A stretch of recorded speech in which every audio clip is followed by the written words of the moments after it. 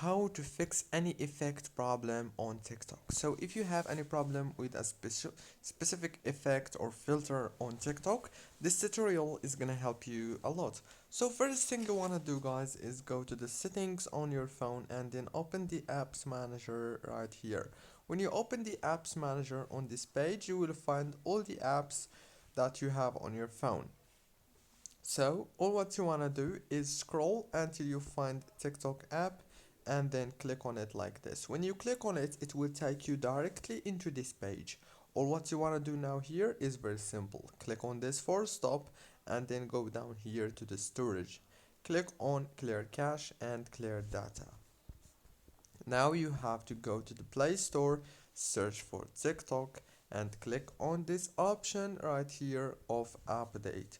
You can do the same thing on iPhone. Don't forget to like, subscribe.